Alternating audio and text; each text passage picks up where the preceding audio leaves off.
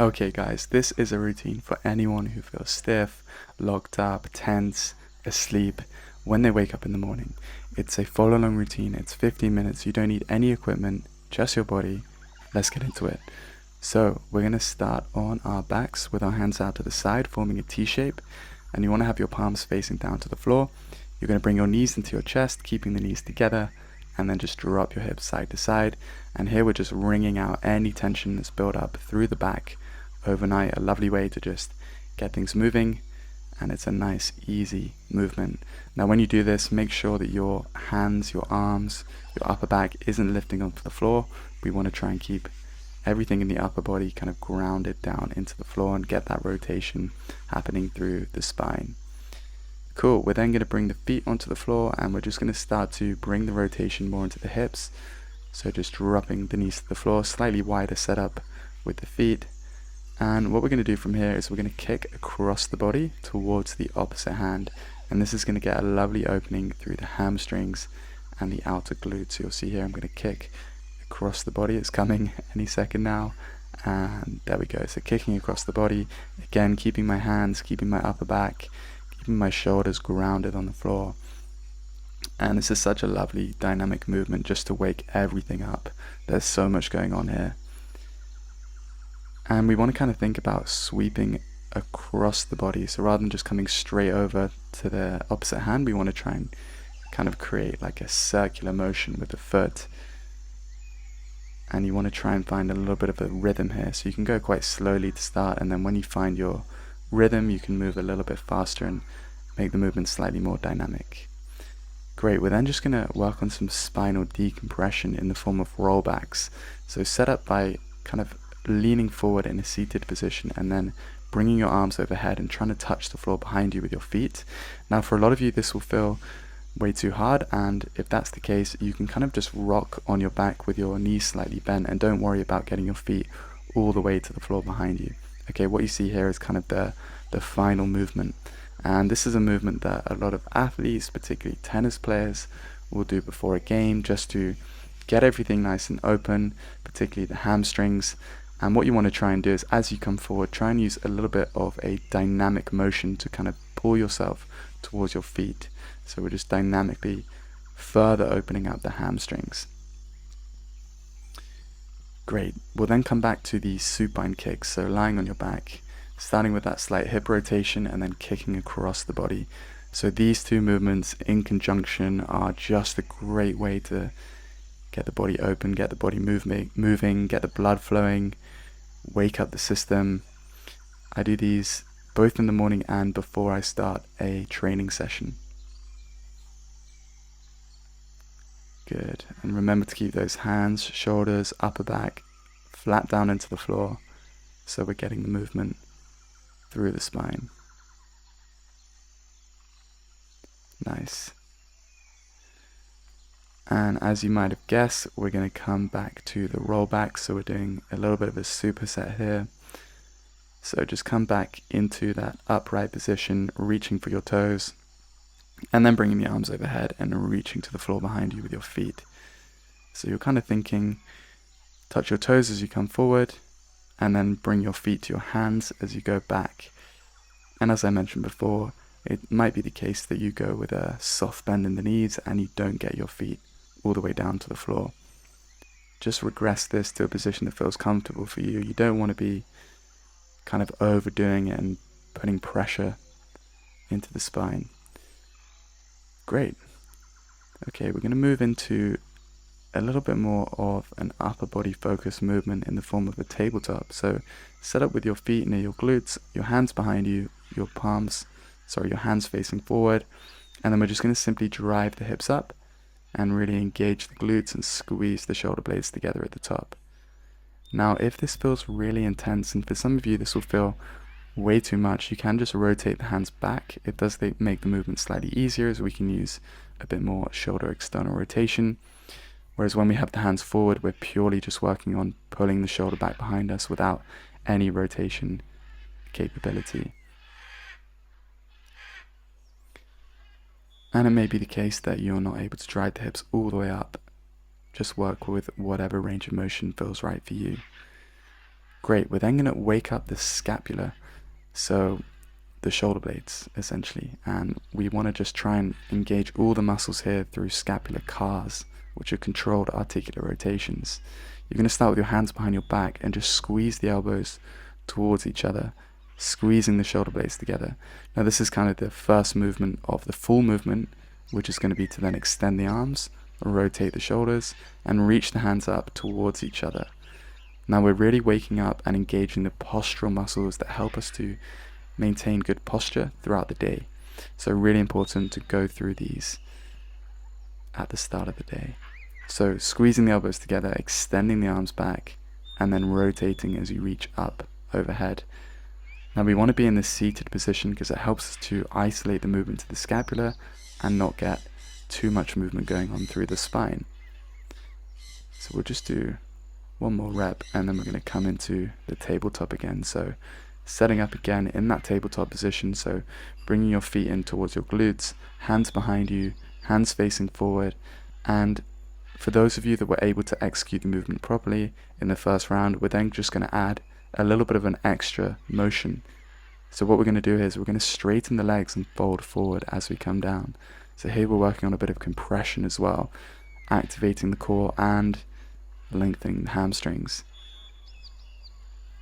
These sort of exercises are so valuable because one movement just hits so many different areas, and for those of you that are busy with work, with family, whatever, you want to find these movements that just are so efficient. Now if you are feeling very stiff in the first round with that initial variation, just stay with that variation for now. You can revisit this routine and try and progress week on week. And we're going to come back to those scapular cars, the controlled articular rotations. So coming into a cross leg position, if that's too much for you, some of you can't sit in a cross leg, you can just sit on like a bench or a chair. And then we're just going to have the hands behind the back, extending the arms, rotating as we reach up. And when you're in the top position, you want to think about getting the palms to face towards each other. So we're getting that full rotation through the shoulders. Nice.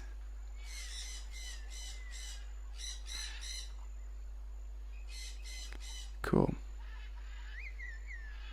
So we're going to move next into some hip rotations. So we've done scapular cars, let's now do hip cars. So cars essentially are movements where you take the joint through its full range of motion. So we're going to do the same with the hip, and we're going to get the femur rotating inside of the pelvis. So lying on your side with your knees towards your chest, you're going to bring one knee out to the side. You're then going to pull the foot back behind you, trying to get that rotation and driving the knee back at the same time, and then bring the knees together again. So the motion is flexion, knee to chest, knee to the outside, abduction, internal rotation, trying to drive the knee, in this case, towards the bush, and then extension, driving the knee behind you.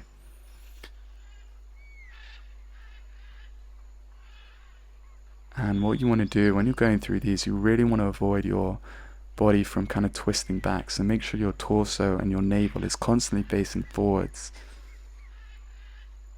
And after kind of 5 reps here, we're going to go in the opposite direction. So you can see here, I'm going to bring my knees back together and we're going to go in the other direction now. So the first thing you're going to do is extend the hips, so drive the knee back behind you. And then from here, we're going to pull the knee in towards the shoulder as we bring the foot in towards the camera in this case. And then we're going to come back together. So we're getting that extension, trying not to extend the spine as you do that. So try not to arch your spine. Pull the knee into the chest as the foot comes forward, and then coming level again.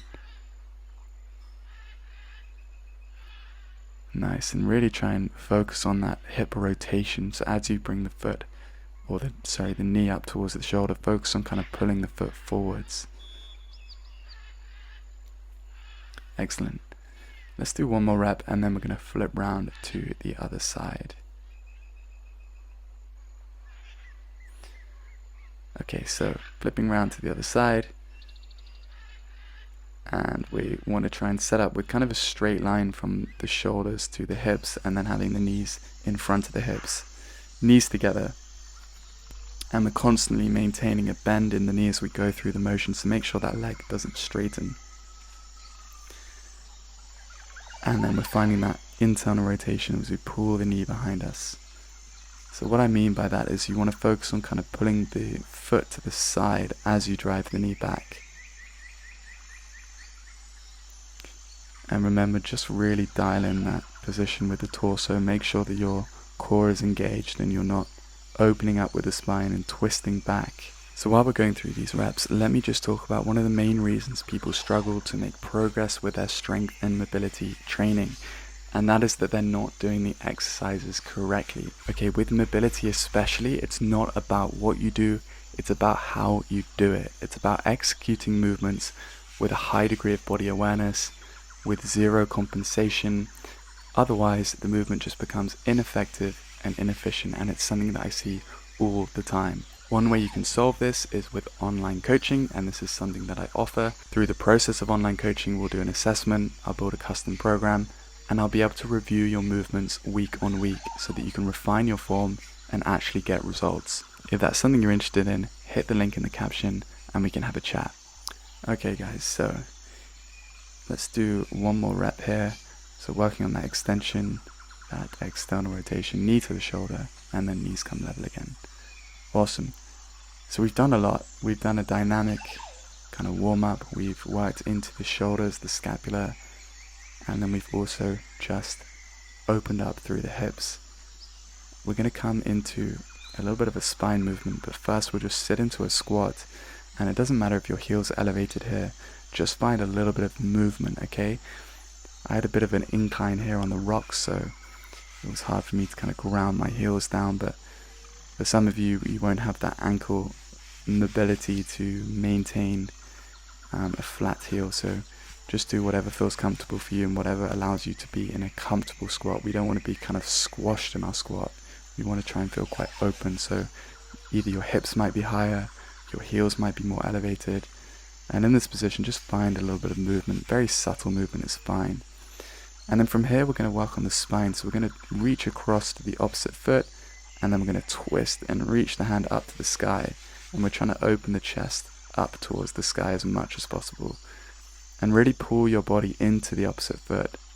So you're trying to get that elbow quite low to the floor, and that helps you to really get that full twist through the spine. Again, it's fine if your heels are slightly elevated here, whatever allows you to maintain more of an open position with the spine. Okay, we don't really want to be doing this if we're squashed and really rounded with the back. Okay, it's very hard to find thoracic rotation when your spine is flexed. So just find a position that allows you to be quite straight and quite open with your spine. So reaching to the opposite foot, driving your elbow down towards the floor and pulling yourself in as you twist, and then reach up to the sky, opening the chest to the sky. And then we'll just come back to a little bit more dynamic movement. If you watch my content either on YouTube or Instagram, you'll see that I talk a lot about, with the squat, it's not very valuable to just kind of passively sit in it. We want to try and find movement within the squat. We want to try and find space. If you're just squashed in a deep squat, you're not really going to get anywhere. Great, and then to finish, we're just going to go into some cat-cows. Okay, after the squat position, these feel so good. So if you just first work with the pelvis, just going from an anterior to posterior pelvic tilt, so trying to just kind of tilt your pelvis up and then tuck the pelvis under, just working more into the lower back. These feel super nice. We can then roll more into the upper back, so as you extend, allowing the upper back to extend. So I'm going to do it now, I think, so let's go. So lower back extends, mid back extends, upper back, and then chin is last. So we're trying to find this wave-like motion with the spine. So lower back, mid back, upper back, chin. And then again from the pelvis, lower back, mid back, upper back, chin. So if you were to look from the side, we're kind of getting this ripple motion. And if I was to kind of increase the speed to 2 times or 3 times, you kind of see this wave-like motion. But we want to go through these slowly and really just dial our focus into trying to isolate each point of the spine. And you can stay with these for however long you want. And then that will be our routine done. Hopefully you're feeling refreshed and ready for the day ahead. Awesome, hope you enjoyed it guys, and please hit the subscribe button. This is a new account, so any support is hugely appreciated.